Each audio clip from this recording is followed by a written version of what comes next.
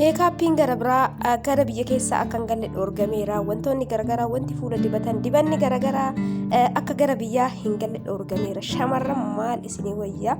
Kunoo furmaanni qabadhee dhufeetiin jira itti fayyadamaa isiniin jedha. Egaa akkuma argitan kana jechuudha. Assalaamu alaikum warahmatullahi wabarakaatu. Jirtu hordoftoota kiyya jaallatamoo fi kabajamoo akkam jirtan fayyaa jirtanii? Alaamanni isaanii nagaa isiniif jecha warroonni biyya alaa jirtanis warroonni biyya keessa cinaa jirtanis marti keessanii akkuma jirtanitti nageenyi kiyya isin akka qabu. Egaa warroonni dheenye kana maatii kiyya taatan hedduu takka galatoomaa ulfaadhaa isiniin jedha. Warroonni mootuu ganaa maatii kiyya ta'uu eddan subscribe gochuudhaan maatii kiyya akka taatan kabajaan isin gaafadha. Itti aansuun haasawa isinitti baay'isuu garuma viidiyoo qabadee dhufetti qajeellumaan isin dabarsa.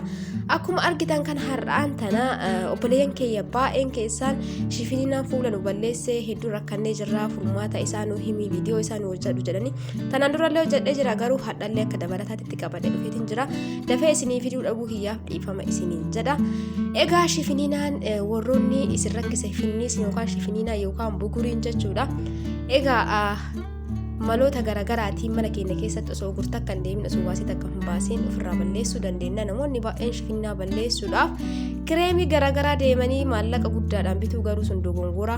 Adadumatti kireemii isa ofirraa balleessuun kireemii garagaraa fuula keetitti jijjiirtuun fuulli keendoo kaduraa san caalaa daranuu jechuudha. Shifiniinaa deemaa maaliif kireemiin garagaraa itti baa'ataa itti ol jijjiira fuula keetitti.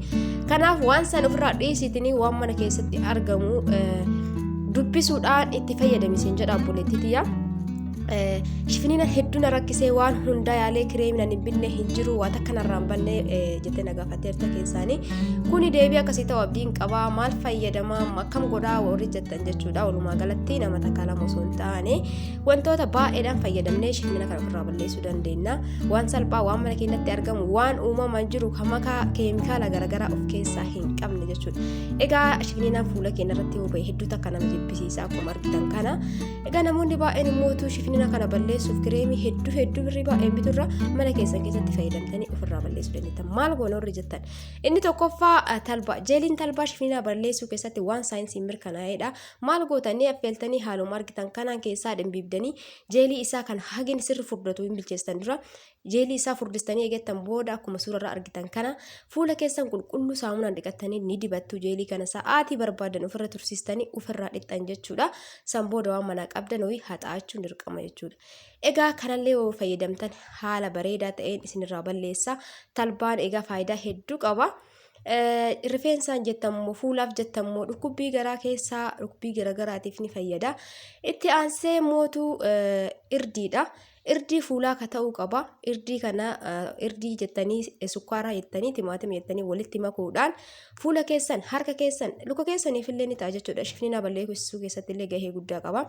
Inni ammallee itti aansee irdii loomii wajjin cuunfaa loomiitii fi irdii qofa walitti godhuudhaan fuula keessan dibattanii jijjiirama guddaa argitan jechuudha.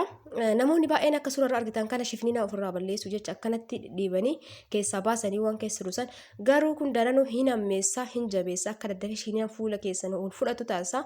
Kanaaf irraa of qusadhaa isiniin jedha warri shifiniinaa qabdanii akkana susukkuumullee hin qabdanii waan kana fayyadamtan taanaan bu'aa bareedarraa argattan akka itti gammadan abdiin qaba.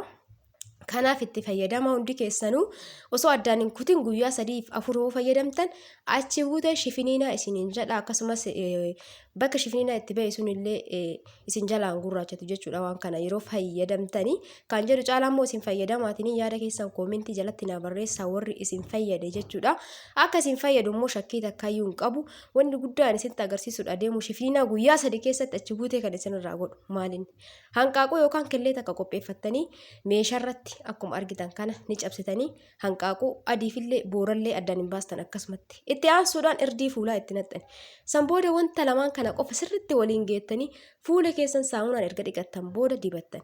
San booda daqiiqaa 20 hanga 30 tursiisuun ofirraa dhiqxanii waan manaa qabdan haxaa'attan jechuudha. Kana har'a akkana gootee borus akkas gootee dibattee iftaan illee akkas gootee dibattee walirra guyyaa 3 fayyadamte taanaan shifiniinaa chaaw jettaan siin jedha obboleettitiyya. Kanaaf itti fayyadamii sirriitti itti fayyadamii kana osoo addaan hin kutin jechuudha. Hadha fayyadamtee boruun dhiisini. Egaa akkuma viidiyoo irratti argaa jirtan kana fuula keessa yeroo dibattan ammallee riguun qabdanii bakka shifiniinaan jiru suutuma itti dibaatiniin san booda daqiiqaa 20 hanga 30 tursiisuun ofirraa dhiqaa isiniin jedha akka isin fayyadu waan akka shakkiin qabu kanaaf warri shifiinaa na rakkisa jettaniitiin keessan nagaafataa turtan kunoo isinii qabadhe dhufe furmaata guddaadha jechuudha warraa fayyadamtanii.